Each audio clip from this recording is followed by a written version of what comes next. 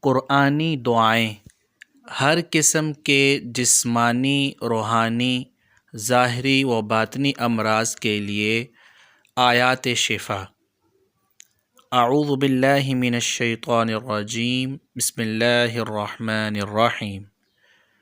وَيَشْفِ صُدُورَ قَوْمٍ مُؤْمِنِينَ وَيَشْفِ صُدُورَ قَوْمٍ مُؤْمِنِينَ يَا أَيُّهَا النَّاسُ قَدْ جَاءَتْكُمْ مَوْعِظَةٌ مِّن رَّبِّكُمْ وَشِفَاءٌ لِّمَا فِي الصُّدُورِ وَهُدًى وَرَحْمَةٌ لِّلْمُؤْمِنِينَ وَنُنَزِّلُ مِنَ الْقُرْآنِ مَا هُوَ شِفَاءٌ وَرَحْمَةٌ لِّلْمُؤْمِنِينَ وَلَا يَزِيدُ الظَّالِمِينَ إِلَّا خَسَارًا۔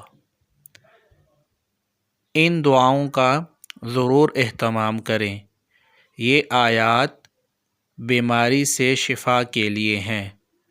اگر آپ کے گھر میں کوئی بیمار ہے تو ان آیات کو پڑھ کر اس پر ضرور دم کریں۔ اللہ تعالی ہم سب کو ان بیماریوں سے نجات عطا فرمائے، آمین۔